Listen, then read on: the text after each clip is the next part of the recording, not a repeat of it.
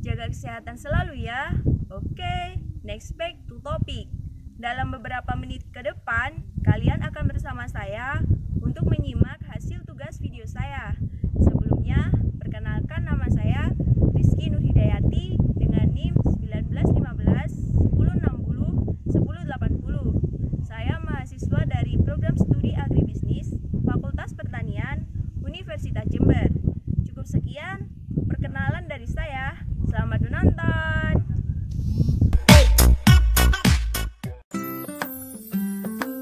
Kecamatan Muncar merupakan sebuah kecamatan yang terletak di Kabupaten Banyuwangi.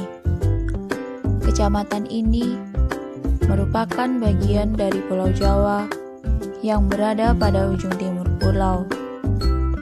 Kecamatan Muncar sangat identik dengan kekayaan alam yang melimpah, terutama pada sektor pertanian, baik dari subsektor tanaman pangan, hortikultura, ataupun perkebunan. Selain itu, kecamatan ini juga terdapat sektor perikanan yang memiliki prospek cerah untuk dikembangkan. Namun, pembahasan kali ini lebih menekankan pada sektor perikanan yang ada, karena Kecamatan Muncar berbatasan langsung dengan Selat Bali, di mana hal tersebut memberikan peluang lebar dalam hal ketersediaan kekayaan laut. Kecamatan Muncar juga dikenal sebagai pemilik pelabuhan ikan terbesar sepulau Jawa, yaitu Pelabuhan Muncar, di mana merupakan suatu pelabuhan penghasil ikan laut terbesar kedua setelah Bagasi Api-Api. Hasil perikanan yang ada di Kecamatan Muncar ini dibedakan menjadi perikanan tangkap yang berasal dari laut, di mana dilakukan oleh nelayan. Jenis perikanan tangkap ini meliputi ikan lemuru, layur, pari, tongkol, tenggiri, tuna, cumi, dan lain sebagainya.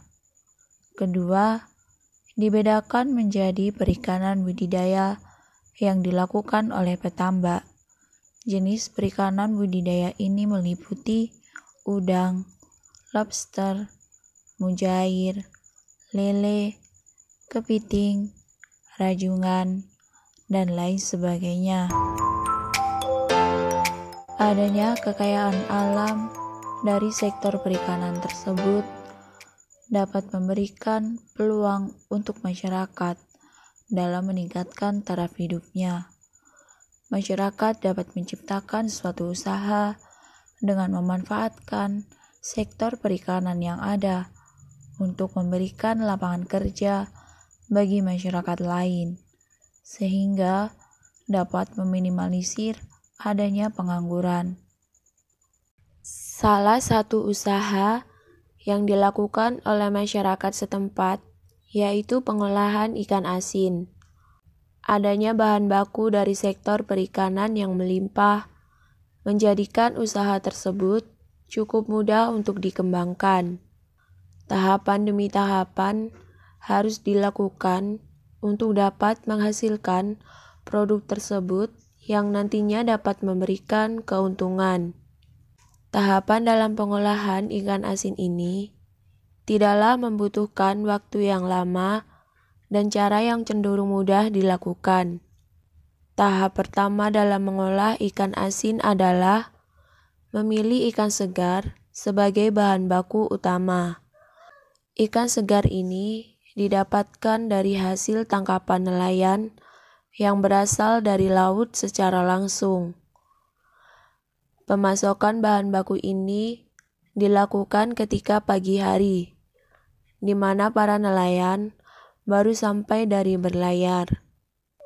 Tahapan kedua yaitu membersihkan bagian dalam ikan, dan terdapat beberapa jenis ikan akan dibelah menjadi 2 bagian. Pembelahan ini dilakukan untuk lebih mempercepat proses pengeringan. Tahapan ketiga yaitu melakukan perendaman ikan asin dengan menggunakan garam kasar. Proses perendaman ini dilakukan dengan menggunakan wadah yang terbuat dari plastik, yang dirasa lebih baik ketika terkena garam.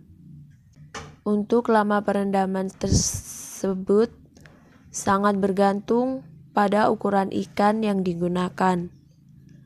Jika menggunakan ikan dengan ukuran kecil, maka hanya cukup direndam selama sehari. Sedangkan jika ikan berukuran besar, harus dilakukan perendaman selama 2 hari. Tahapan terakhir yang harus dilakukan yaitu menjemur ikan yang telah direndam dengan garam. Proses penjemuran ini dilakukan dengan menata ikan asinan tersebut ke dalam suatu papan yang terbuat dari bambu. Lama pengeringan ikan asin ini juga tergantung pada ukuran ikan yang digunakan dan kondisi cuaca yang ada. Semakin besar ukuran ikan yang digunakan, akan semakin lama pula penjemuran. Untuk ikan dengan ukuran kecil, lama penjemuran hanya 1 hari. Sedangkan untuk ikan dengan ukuran besar, lama penjemuran bisa sampai 2 atau 3 hari. Semakin panas cuaca, akan semakin cepat proses penjemuran. Setelah selesai di tahap pengeringan, maka akan langsung dikemas ke dalam plastik atau kardus dengan berbagai ukuran dan harga. Berbagai jenis ikan diolah menjadi ikan asin seperti ikan layang, belanak, talang, pete, tamban, teri, tongkol, layur, dan cumi-cumi. Pemasaran yang dilakukan yaitu para pelanggan baik dalam skala pembelian besar ataupun kecil akan mendatangi tempat produksi tersebut, sehingga pengusaha ikan asin ini tidak perlu melakukan pemasaran secara langsung di pasar ataupun di tempat lain.